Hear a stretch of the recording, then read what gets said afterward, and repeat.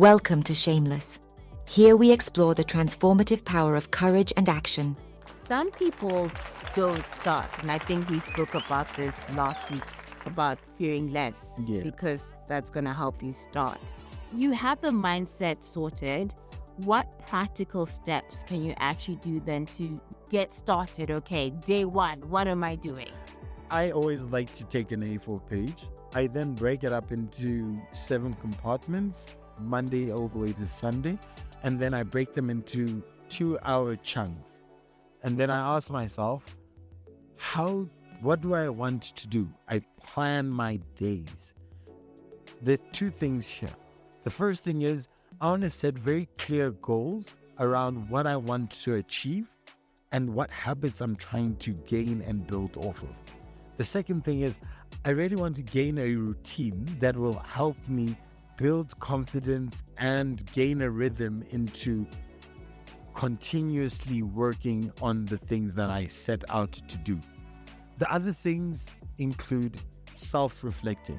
Once I've put the goals forward, once I'm working through a routine, and once I'm taking and achieving aspects on my plan, then I need to reflect regularly on the actions, decisions I've made, and the goals that I've missed. It's okay to miss sometimes, but the key is to understand why and to understand that any decision that I make should be aligned to my long-term goals. And if I'm not making those strides and I'm not making the right decisions, then I should really start to question if my long-term goals are really something I actually want to achieve.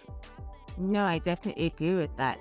Because the reason you ain't Michael Jordan. Michael B. Jordan? No, I said Michael Jordan on purpose because I didn't want to be dragged on the street. Another thing that we touched upon, but I really want to talk about how language can impact your mindset and behavior. And you see this discussed in various fields like psychology, linguistics, and personal development, because it's aligned with cognitive behavioral theories, which suggest that our thoughts, including the language we use, can influence our emotions and behaviors. A good book to read around this is the book called Mindset by Dr. Carol Dweck. She discusses the new psychology of success.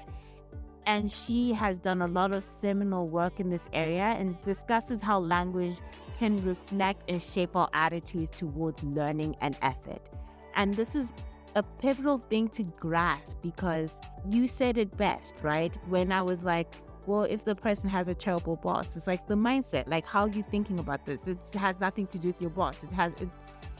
Yes, you're in the middle of the desert. Okay, then get your bag and start taking one step in front of the other.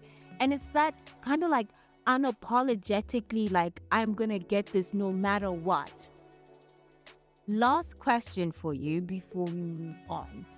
When it comes to achieving and thriving for your goal, is it easier to keep the motivation burning if you're only thinking about motivation, not discipline? So forget about how it goes, discipline's the only thing, don't care about motivation. Is it easier to keep the motivation burning if you kind of have a villain in mind? Like, I'm going to show you versus, oh, everything's peachy and I'm just doing this, laugh. I think, so when you look at a lot of these stories, Mark Zuckerberg started Facebook because he had a villain. Who is this villain? The girlfriend that didn't want to be his girlfriend. He said he wasn't good enough or something like that. All of these guys, all of these people had these sad sob stories. But look, I think at the end of the day, I think that having a villain definitely gives you a motivation around it as a start. But I don't think that's the only way to skin this cat. Everybody has a different approach and a different view on this and I'll give you an example. Something that really shaped my mindset from a very young age was an experience I had when I used to play sport. I loved sport. And I was like, hey, parents, come watch me play my sport, which happened to be rugby. And I'm a small guy. I'm not the biggest guy. I'm a relatively small guy. William Small. Let's not go there, but maybe Kevin Hart, funny for Kevin Hart Small. But anyway, so I then go in and I'm playing rugby against people who are a lot bigger than me, and my mom and dad are on the side and they're watching my first game, and I want to do everything I can in order to really show, like, look at me, I'm so great. And I finished the game, and the only thing my mom and dad said is, I'm never coming back to another game. They're like, we watched you just every single time you were involved in a thing in rugby. I thought you weren't going to stand up. We thought you were going to die. That big guy who was twice your size ran you over. Are you okay? And they just found it absolutely brutal and horrible. And that was the moment when I realized nobody's watching and nobody cares. Don't forget to like, subscribe, and share as we embark on our mission to impact 1 million African lives by 2026. This podcast is brought to you by Transformation Leader.